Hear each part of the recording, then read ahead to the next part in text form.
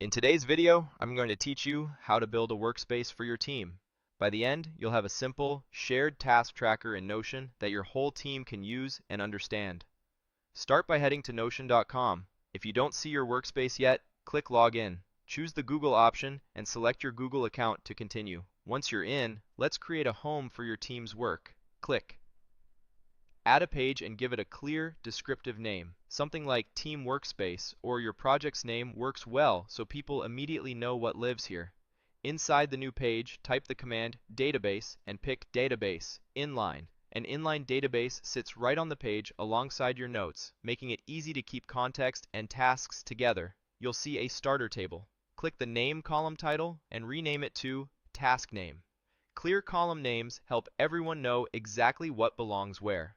Add your first task by typing directly into the task name field. Then create another row by clicking New and type the next task. You can keep adding tasks this way as your backlog grows. Now let's add structure. Click Add Property and select Status. This gives each task a simple workflow like Not Started, In Progress, or Complete.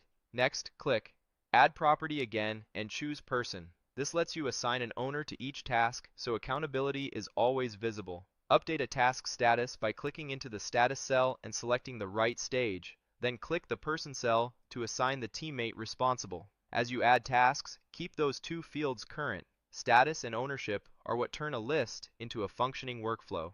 If you want your workspace to be more detailed, you can add more properties.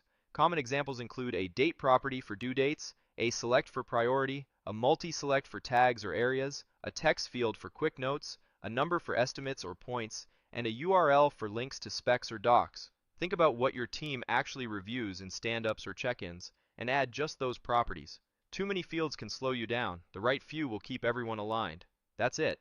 You've logged in, created a team page, added an inline database, named your tasks, built status and person properties, and learned how to track progress and ownership. Keep the page clean, update statuses regularly, and use clear names so your team always knows what to do next.